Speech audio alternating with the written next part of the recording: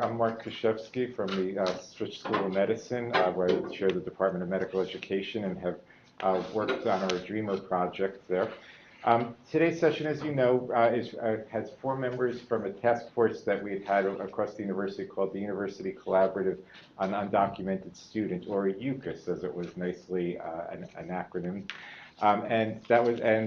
We want to talk to you a little bit about things that have been going on across the spectrum here at the university and a little bit about where we think the future is going.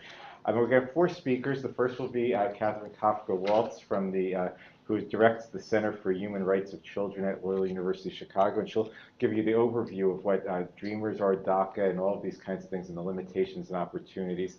I'll talk a little bit about the Stritch School of Medicine experience with this, because I think that both our experience has been informed by the values of the university and now has also contributed back towards that.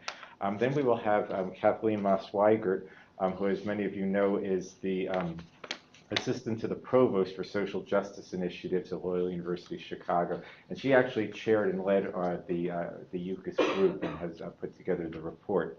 And then finally we'll have, last but not least, Flavio Bravo, who is the president of the Unified Student Government Association and was a member of our task force and has spearheaded many of the student-led efforts to welcome Dreamers to our university. So that's the introductions. In the interest of time, we'll just go to it one after another.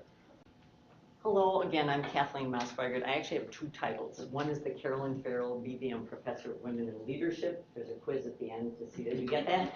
And the other is Assistant to the Provost for Social Justice Initiatives. And it was under that hat that I was asked if I would chair a committee, which, as Mark said, and Catherine too, we called UCUS, except on some days we called it UCUS, because there was a lot of work and a lot of things going on, and we needed to keep at it long and hard. My task is just to help you have a better understanding of the framework of why this matters to Loyola and the other Jesuit schools. So I like to start these kinds of conversations with, you'll notice that the Jesuits officially are known as the Society of Jesus, SJ. They would also be the initials of social justice. I like to think those are really embedded in each other, and I think it's pretty true in the work that we've been doing. Background to this, Mark made reference to, there was a study done by 3 Jesuit schools in collaboration with 3 others, Loyola being one of them, Santa Clara, and Fairfield. They got a Ford Foundation grant to study what's going on at these colleges, these Catholic colleges, about undocumented students. What's the story? How are they received? What are the challenges? What are the resources? Out of that came this study, which is available on the web. You can just Google it. In Immigration, Undocumented Students in Higher Education. It was a study from 2010 to 2012 to come to this position paper on where are we at AJCU schools. It's important to know that there was a mission statement of the Association of Jesuit Colleges and Universities, AJCU, in 2010 that you can also look up, talking about the tradition of Jesuits. I would also say this is the Catholic tradition as well, to welcome the stranger. In a variety of ways over the years, the church has tried to say we are our brothers and sisters keepers. We belong to each other. We have to welcome, a wonderful phrase that Mark built on beautifully. We have to welcome others, and we have to be willing to take some risks to do that welcome. We can't just buy into the cultural ethos at the time and say, hey, it doesn't matter. We can't do what we can do. We do want to do what we do. What happened next is that the AJCU presidents signed a letter in two years ago right now, January 2013. Again, it's available. If you can't find it, email me. 25 of the 28, you get to go try to figure out who the other 3 negligent guys are. But our president was not one of them.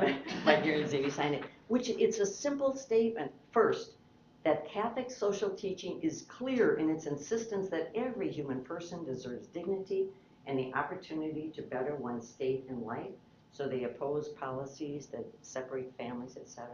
Second, we recognize that the history of Jesuit institutions of higher education in this country is inextricably linked to first and second generation immigrant populations. That's what they started at the beginning to do, and that's what we need to continue to do. Here's a group of students that fit that. Third, we continue to affirm that Jesuit colleges and universities are morally committed environments where our students are inspired and encouraged to understand and address issues of justice, fairness, political involvement, and a preferential option for those whom society has marginalized. We recognize that in 2013, one group that fits this category are those living without authorization in the United States. We will continue to support our students. With that in mind, the cabinet asked, because of my second title, Assistant to the Provost for Social Justice Initiatives, if I would chair a committee. And with the steering committee, including Catherine, we decided early it's not a committee, it's a collaborative. This could not have happened without all the units involved, and I have a list of them, and I'm happy to share it with you if you'd like that.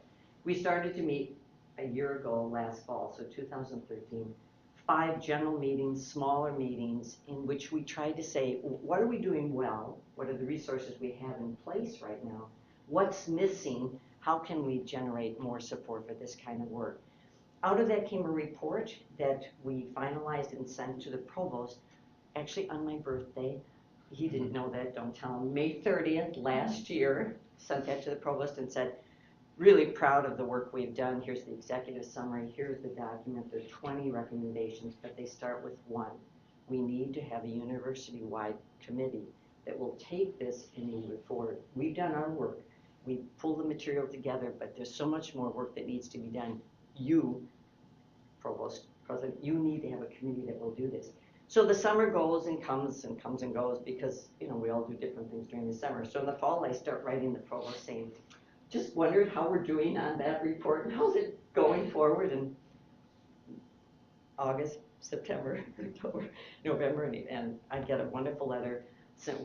Several of us do symbolically on November 11th, and it's symbolically rich for me because that is Armistice Day in the old world, Veterans Day. It's the day of thinking about the end of yucky things and the beginning of peace. So I was thrilled. And in that letter, the provost said these things. First, thank you to the committee, which is always nice to have someone say thank you for the work you've done. We were thrilled.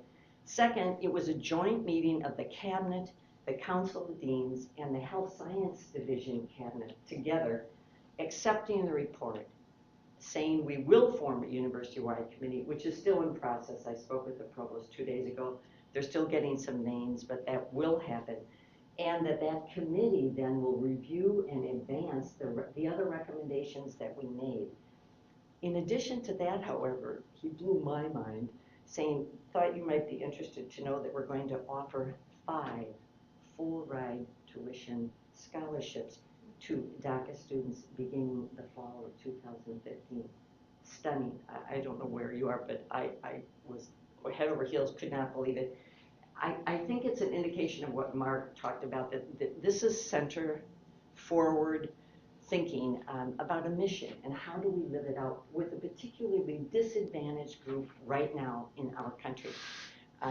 Whether we ever get the DREAM Act, whether we ever get immigration reform, we are not going to wait. We're going to say we can do some things as this Catholic Jesuit university, and we want to do them because it's a manifestation of who we are as an institution.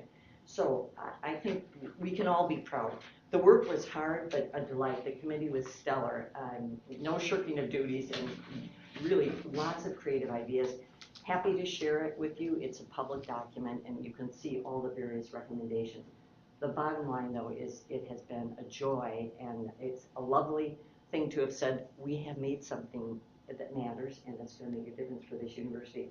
Part of that is because students have been engaged from the beginning, and I want to turn it over to Flavio. The student government now is a different name. It's not whatever it was, and Flavio can tell you what it is now, so thank you. Thank you.